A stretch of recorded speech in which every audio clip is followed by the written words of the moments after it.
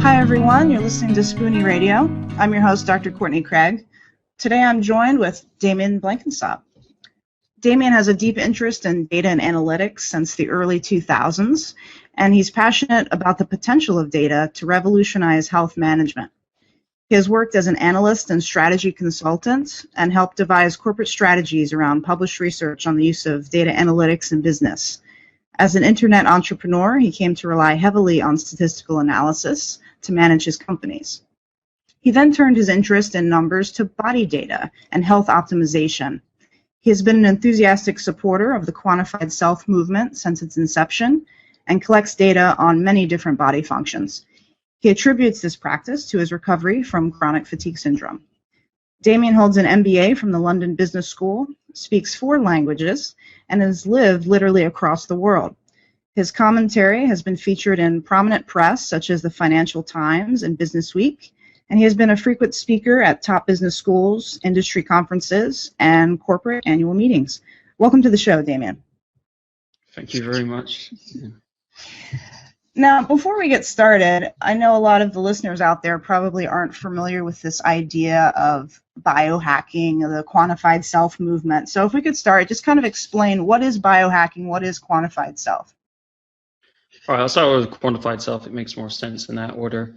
Well, quantified self is a community, a bunch of people, which is gathering quite a bit of momentum. It's getting more publicity, and there's more people joining. They organize conferences around the world. They organize meetings around the world. So, for instance, I organized one in Bangkok while I was there, and 10 people would get together, and we talk about tracking data on any aspect of our life. It's called quantified self because it could be anything. It could be your performance, could be your work productivity. Often it can be health things, health problems that people want to try and understand because they're not getting fixed by conventional medicine or something like that. So that's quantified self. It's basically learning how to track data about yourself that can help you make a decision or understand if you're getting better or worse at something, improve your life. So the biohacked aspect is really using data and basically experimenting with something that's going to improve your biology in some way. So it could be your mind, it can be your physical performance. It could involve all sorts of things. There's lots of technologies out there, but it tends to be a bit more edgy than conventional, traditional things. So it can involve supplements and like looking at, like often what people are doing is they're looking PubMed and places like that where there's research, and they're checking out what the latest research says about some supplement or some new device or whatever it is, and then they're going to try it out with themselves at home with an experiment. They're going to track their data and see if it's had a positive influence for them as well, and it fits with the research. Yeah, this is really exciting. And you mentioned this is really going to change the way that health is managed, the way that health is given. Now, how did you use these tools then to devise a treatment strategy for your chronic fatigue syndrome after you were diagnosed? Sure. I just wanted to talk about chronic fatigue syndrome quickly because I just from my perspective, so that we're clear, it's not really a disease or anything as far as I'm concerned. It's just a category of people where their bodies aren't working as they should be. They've been overloaded with stress. So I wouldn't call it like a disease or, in the way we look at most things.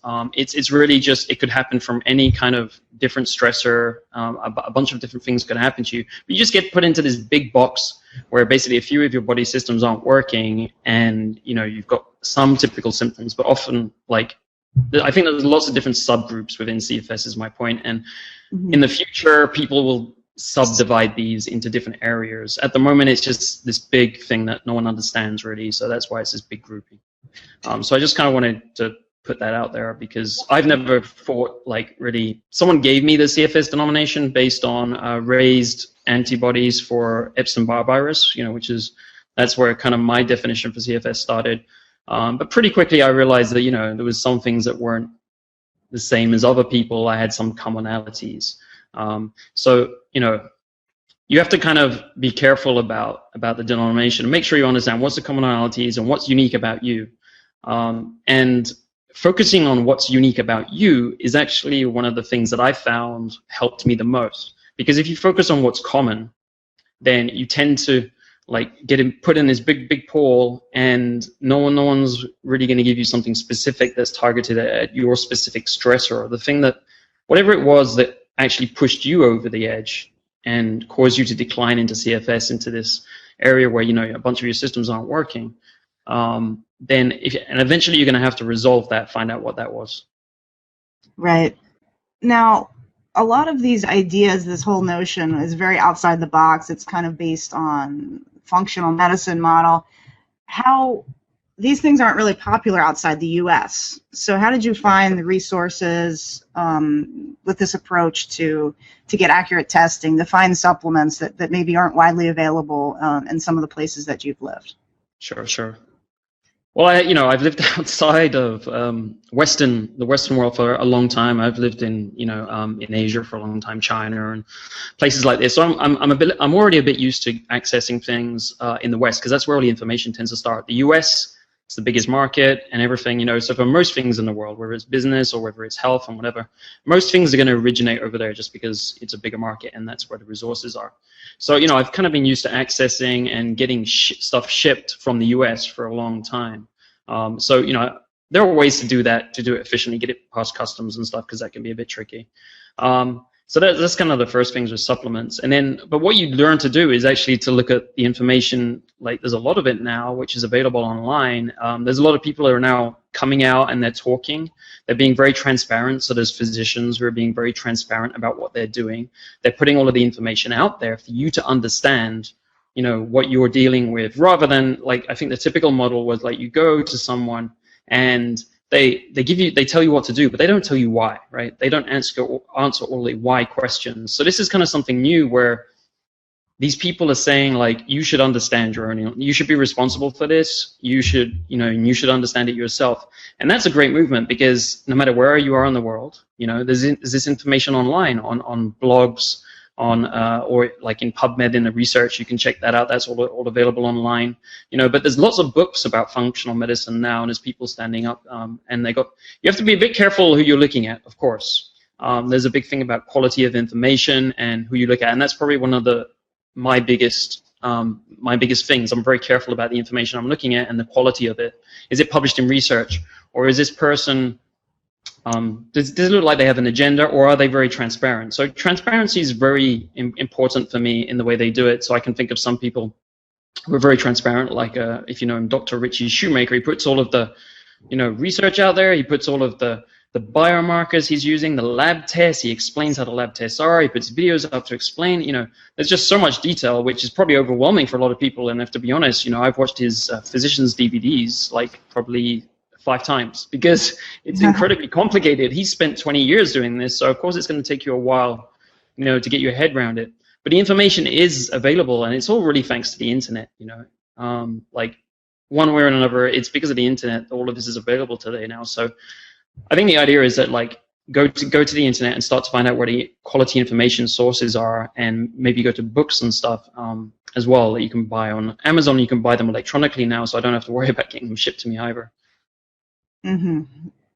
Now let's go back to Dr. Shoemaker. Now, for those who maybe aren't aware of his work, he's very influential in testing for mold and treating for mold. And you mentioned on your website that mold, addressing the mold issue, is really critical for you. So, and I get a lot of questions from patients about this, like, how do you figure out if mold's a problem for you, and then how do you get tested? What do you do about it? So how is mold critical for your recovery? It's like being one of the biggest things, the biggest changes for me. And, you know, I never accepted the CFS definition for myself, and I knew there were, like, I had to focus on different areas to fix myself. So this was really one of the big breakthroughs for me, and it came from just being open and reading around everything, right? Just like keeping an open mind, because honestly, a few people said mold to me, and the first thing you think is, like, mold is everywhere. How's that going to affect me? And often, like, I'm telling you that, like, now, today, that, you know, I can explain this to people, how it's affected me with labs and everything.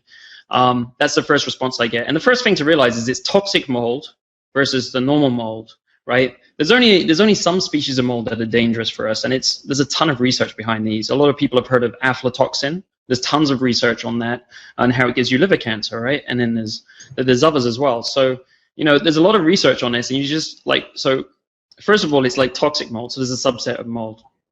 But it's the nice thing about this is like, well, Shoemaker, like I said, he's put a lot of information out there. So once you've got an idea that could be, and I think everyone who has been put with CFS should definitely get this checked. Why? Because it's super high impact and it's really, really cheap to find out. It's actually free to find out if this could be an issue for you, right? And I'll tell you how. So one of the discoveries that Shoemaker made is that what happens when you have mold illness, or biotoxin illness as he calls it, is that you lose contrast sensitivity in your eyes, okay? Because actually what happens is your blood is getting a bit coagulated, right? So there's less oxygen in it. So this affects the capillaries in your eyes. So, you know, it's kind of a funny thing about the biotoxin illness, but it's really good because it means that you can look at a screen and you can do a test, and it will test your contrast sensitivity, and it will give you a pulse, a negative or a positive. And what happened to me was, you know, I eventually read Shoemaker's book because I was reading everything, and one of the case studies reflected all of my weirdest symptoms, which I'd never found. I was like, I couldn't find people with my weird symptoms. So I was like, whoa, you know, that's interesting. This guy's got weird symptoms like me. So then I took the VCS test, which you can go and, like, there's a free one of this right now, is vcstest.com. A guy called Brian Gortney has developed it and put it up there, so that's great. And you can go and do this for nothing. You just log on and you take your test, and it'll give you a score. You sit there for about 5 minutes and you run through it. The first time I did this, I had a score of 40. It's out of 80. Like you need 80 to be a healthy control, 80 or higher. So I was, I couldn't see anything, basically. I was looking at this and I was like, is there actually anything on this screen? Now I can see virtually everything, right? So it's like a huge difference in the way your eyes operate. So that's a free test which enables you to tell if this could be an issue. After that, you know, the next stage is to get some labs done, some blood labs, which are going to show you specifically if, you know, and that costs a bit of money. But the nice thing about mold is, and toxic mold, is that there is this free way to identify if it's an issue for you. Interesting. Yeah, I will post a link to that once this goes online. Now, mold was a huge issue for you, and you made this beautiful infographic on your website, which I will also post a link to, that really presents more of a theoretical model of CFS as this multifactorial thing where you're either exposed to things like mold or toxic metals, or there's a genetic predisposition, or the diet is lousy, and it creates this vicious cycle of symptoms. Now, if someone's looking at that, where would they know to address first? How could we narrow down what's going to be the most important factor? Sure. Well, this is like a good doctor will do this. Like, you have to think about where this all started, right? That is a really, really important indicator. I think the last guy I heard say this was Dr. John Chia. He focuses on enteroviruses. But, you know, he made a very good point, is like, if you want to figure out like where this started from, you have to think about the context. For me, it was pretty easy because I was in Bangkok during the floods, and I got really, really sick there. And, you know, floods are linked to mold growth and stuff like that. So it all kind of made sense. So first thing is like, try and keep that in your head, like figure out like where did this start and what was kind of unique about that situation. That could help you a lot in trying to figure out that.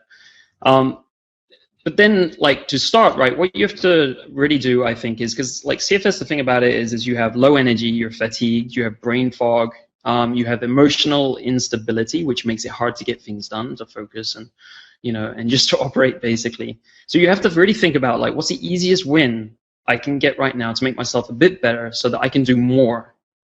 You know, I can work better on this, because that's already happened with me. And I think, like, if you're really far down, like I couldn't do anything at one point, couldn't really walk around the block. I had headaches all day, so I couldn't really think properly. It's very hard to get anything done, and I was struggling, you know, but I managed to get a couple of little things. So the first thing is, like, if you have something like mold, or something in your environment which is affecting you negatively, if you can just avoid that, eliminate it, that makes a huge difference, because you haven't got this thing constantly coming in. So in this case, you could do the VCS test. But if there's something else that you think is in your environment, like some people have got CFS because they were poisoned. I know a guy, he was poisoned by biochemical spill, and it was known in the area, right? Get away from it, you know? Like, 'cause this is like constantly going into your system and you're never gonna get out. So that's the first thing. If you can avoid whatever the situation is, I traveled, for many years in third world countries, and I have parasites and all sorts of stuff going on in me that I've discovered. So if you're in that kind of situation, and it's kind of obvious you've been in third world countries a long time, you should probably go back to a Western country, right? The other thing I'd say is like, be extreme about this, right? One of the things I did pretty early on was be pretty extreme and aggressive about this, because I had a basically very high standard for the way I was going to live, and I was like, I'm not living like this. There's no way I'm going to waste years of my life like this. So as soon as it started, I was like, right, I'm getting out of here. I'm going to, like, should I do this? Should I take this? Yeah, I'm just going to go the most extreme. So you really have to take big steps pretty quickly if you figure out you have this, to like put yourself in the right environment. Because if you do go down, you're actually losing more of your power to get out, because you're losing more of your energy and your focus and everything, right? So you have to think about that. Most people go steadily down and down and down and worse. And you don't want to get in that position where, you're not able to work. If you're still able to work, that's great, right? You want to keep that going. And you want to keep your energy and stuff focused so you can like fix this yourself. So those are the couple of points. Another thing I think is relevant to everyone is methylation.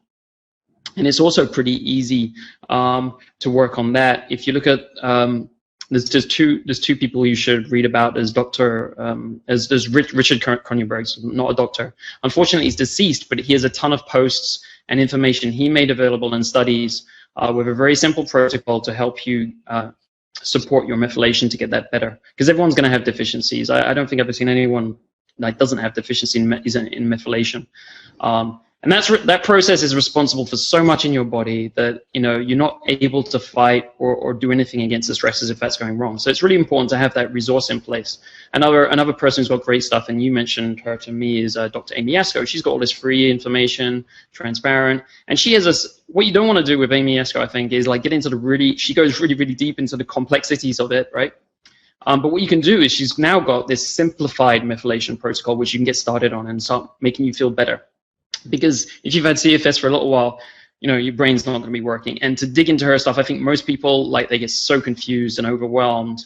And it is pretty complicated with all the mutations and everything. I think what you really got to do is focus on that simplified methylation protocol. Just get that rolling and get this going, because it will start making you feel better and manage your symptoms.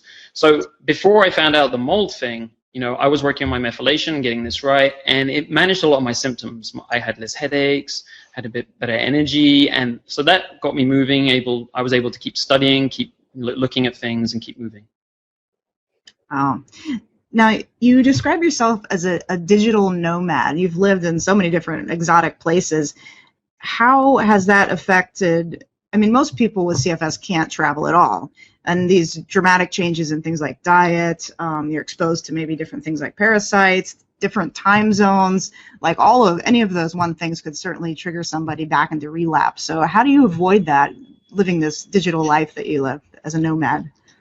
Yeah, to be honest, it's a struggle. I wouldn't say it's easy. It's my life. So I've been living like this for a long time. But it's not ideal.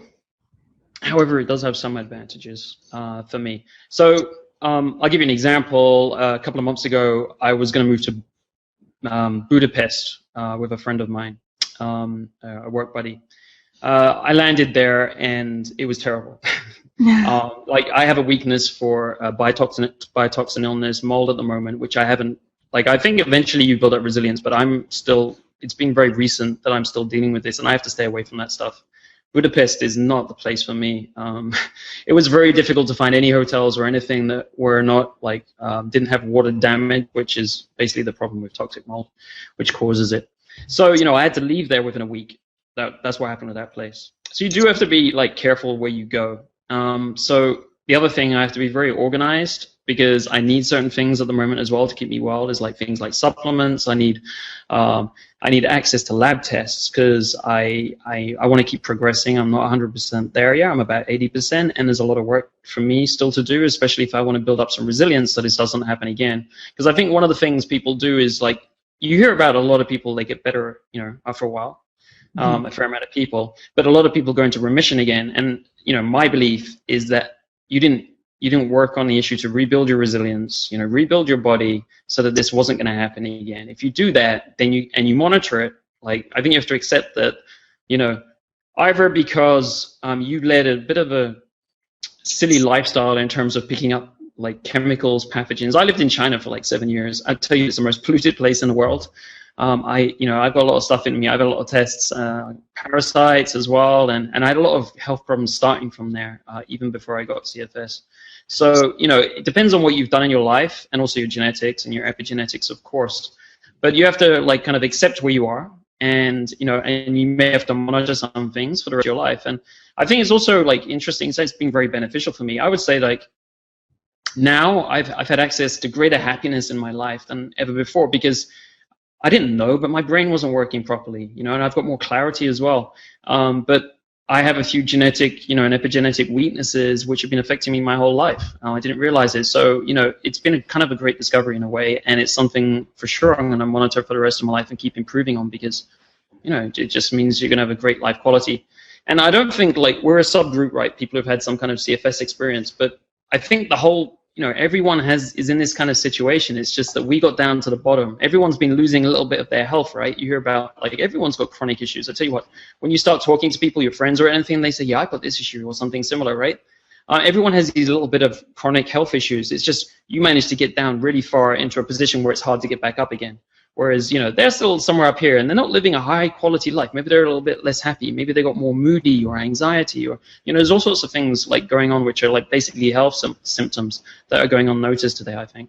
So, I would look at it kind of positively like that, and that we can get back. And the digital nomad thing, it's like I have to be very, very organized to make sure I stay on top of it. I have systems, I have things written down. I do research before I go to a country. I make sure everything is there that I need, and everything. Right now I'm in Malaga in Spain, and it's great here. It's already really a pretty ideal environment. There's a few issues with getting my labs organized and stuff. But you learn to work around it, and once you've got a system down, it's just about finding that system, and then it's just repeat and do it every single time. So I'm getting there. I had a few little bumps along the way, but it's becoming manageable. That's great. That's great. Now, another thing that I'm sure people are already wondering, this sounds very expensive. And on your website, you put expense reports and have nice graphs to show you. Now, this is no small chunk of change to endeavor on this biohacking journey. Is it really feasible for a lot of people financially? There's also the it takes a lot of mental energy. How can we get started on this if we have limited funds, limited resources, limited energy and brain power? Yeah. So definitely you got to focus on easy wins. My costs, like so far, I've spent around $35,000 to date, which, like, if you think about it, compared to contemporary medicine costs, like, because I saw about 10 traditional doctors when I first got into this, and I had no diagnosis or anything out of that apart from you have CFS. And I spent a lot of money, and that accounts for a big part of my expenses, actually. Although it was the shortest amount of time, it was about like 6 months, right? So I think you keep that in mind. And the second part is like 23% of my costs so far of that 35,000 have been travel and shipping. So it's because I'm not in the US. If you're in the US, you can just forget, you don't need that now, because I've been all over the place, and so it's my fault. So, you can reduce those costs a lot, and then you have to focus on the easy wins, like we were talking about earlier. Like, there's low cost things to do. It's low risk.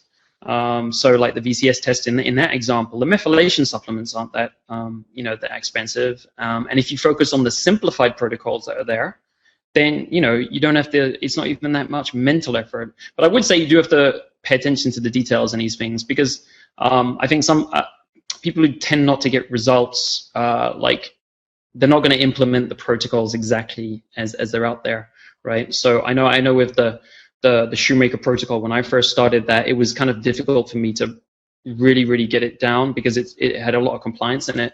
And I didn't get better as quickly as I could have, right? So, just me, anyone, like, if you're doing one of these, focus on the details, just try and, execute it exact to plan, and you'll get the results. So like the methylation, and if you can find some kind of avoidance thing, these things can pay off quickly. The thing with the Shoemaker protocol, for instance, it binds the toxins. So you just take a cheap basically drug called cholestyramine, and that will take the mold toxins out of your body, the biotoxins, and you get quite a bit better just based on that. So that didn't cost much money at all.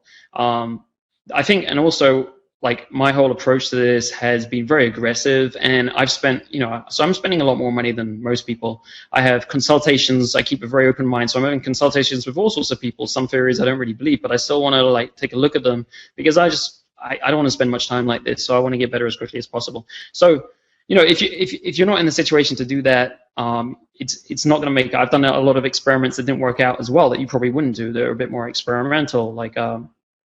A while back, I took something called C60 with olive oil. That didn't work out for me, but there was some research on it that said it could have. All right, so cost me a bit of money, cost me a bit of stuff. So I would focus on the things that are really proven, to work for most people, like methylation, and if you can figure out like what has been the kind of trigger for you, that would be helpful too, because it's a very personal illness. I think it's like everyone has their own unique situation, and you have to be careful of that, right? You can't.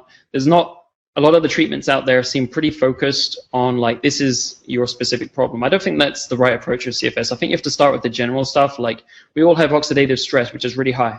We all have methylation issues, right? If you can fix those, it's going to be a cheaper way to get into it. And then you'll have more energy to finally hunt down what that root cause is and those pathogens or whatever they are and eventually get them. But that takes more specialist help and it could take more money and stuff, so on. So it's probably better to stack that towards the far end. Right.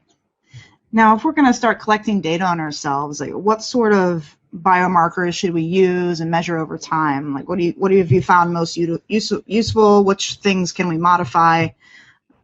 Sure. I mean, this is like an expensive part too, and I've spent a lot of money on specialist tests. I'd actually say like I'm doing it better now, but I was spending a bit too much money. Like you only want to do tests when they're either going to monitor your status. Am I getting better? Am I getting worse? Or is it going to help you make it a decision for a treatment? Am I going to do this? Is it working? So I was doing like, for instance, I was doing the Shoemaker test too often. It was costing me a lot of money. I got a little bit more information, but actually probably wasn't worth the cost because they cost thousands of dollars. These are very still, specialist tests. So that's kind of an example. But there are very cheap things you can do that I'm using. Like I track a lot of things daily now to make sure that nothing's going on. Because like just going around your life with my issue, like biotoxin illness, I could walk into a building and get exposed to mold, and that would, that would be affecting me, and it could cause a crash or something. So I got to like monitor things on an ongoing basis. So every morning I take the VCS test just to make sure that's clear. And I use an app called Luminosity online, and this basically is tracking many of your brain functions. So I do that every morning. It's playing a few games for 5 or 10 minutes, and whenever I have an issue, that will start declining. And it's pretty interesting for me. It's always the attention and the problem-solving areas, which and if you look at research for CFS, these are the places which are most affected. So that's very important for spotting when there's a problem. And then there's another thing which is cheap to do is like heart rate variability tracking. So you basically you get a wireless band you put around, and then I think they cost $40. And then you get an app in your phone which is a couple of dollars, and that will allow you every morning just to track your heart rate variability. And what happens is when you get more stress, that's going to go down.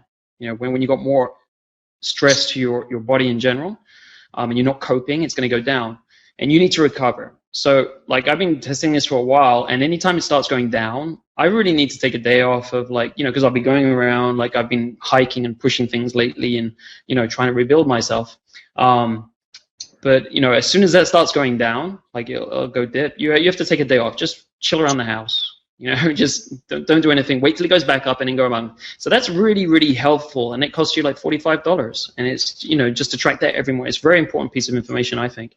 It's been extremely useful for me to make sure I don't go backwards and I keep going forwards. So those are a few things. And then if you want to get into labs, the methylation labs, I think, are pretty important. The genes are okay. I think it's a bit too complicated to understand for most people, though. So I would say the most useful thing straight off is to kind of get the biochemical ones, which is the methylation pathways panel by Health Diagnostics.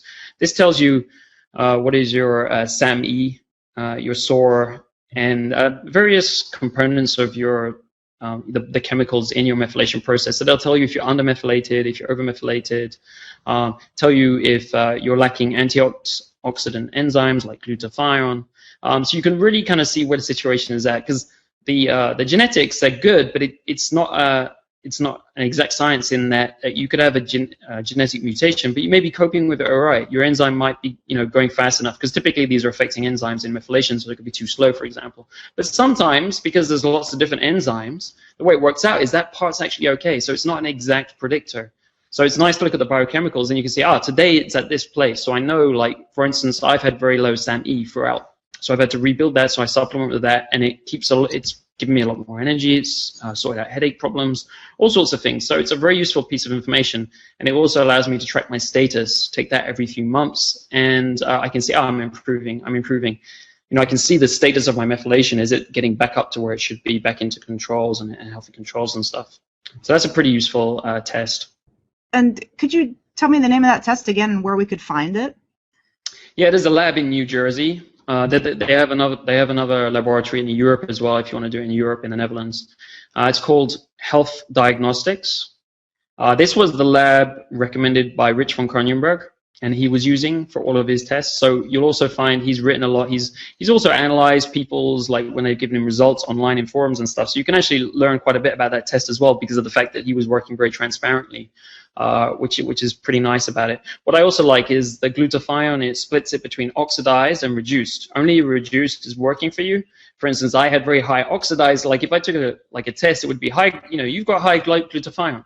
But actually, the case was I had a lot of oxidized glutathione and not so much reduced. And reduced is the stuff we need.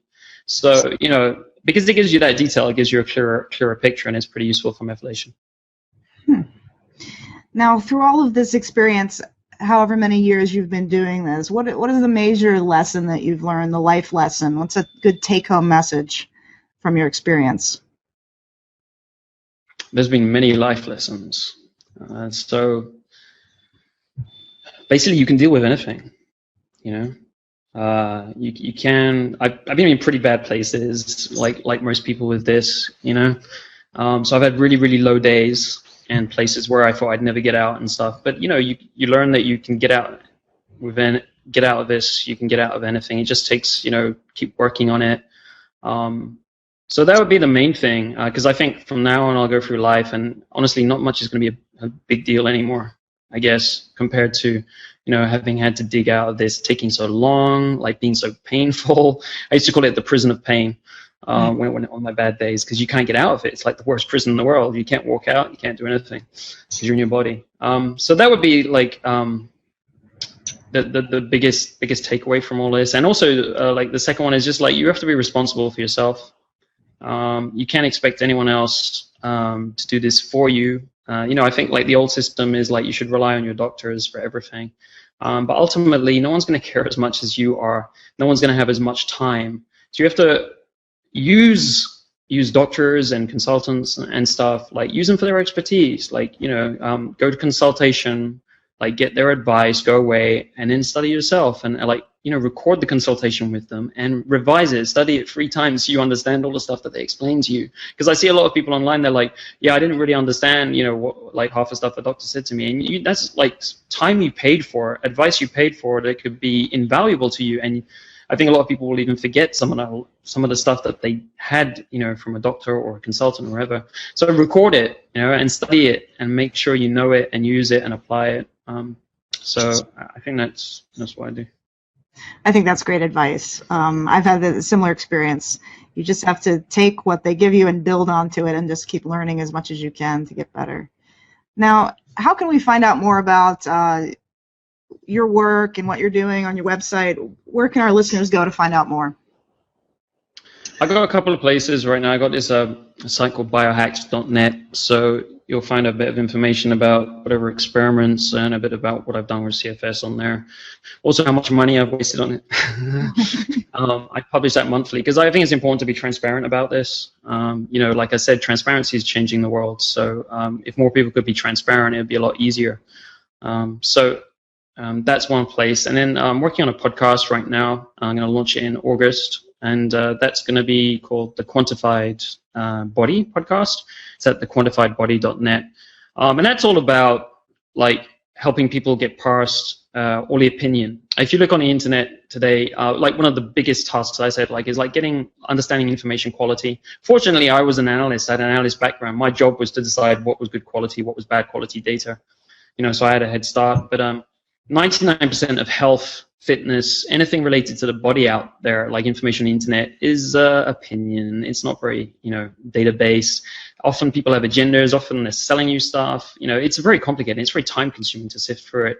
So my idea of the podcast is to, have like experts and people talking about the data, the biomarkers, the devices. Like there's lots of we were talking about cheap ways of like getting data on your body so you can make better decisions, whether it's for health, performance, longevity, whatever your goal. This new world of information being available in the form of labs more accessible, or in the form of all of these devices, which are tracking different parts of us now. I really think it's going to revolutionize everything. So I just want to help spread the word about that, and get some good quality people who understand what these metrics and stuff, how can they help us, and get the word out about that. That sounds great. We'll all check that out in August, the new podcast. Okay, Damien, I want to thank you so much. This has been very informative, and we look forward to hearing more about your experiments in the future. So tune in next time here on Spoonie Radio. Thank you very much for having me, Courtney. Enjoyed it a lot.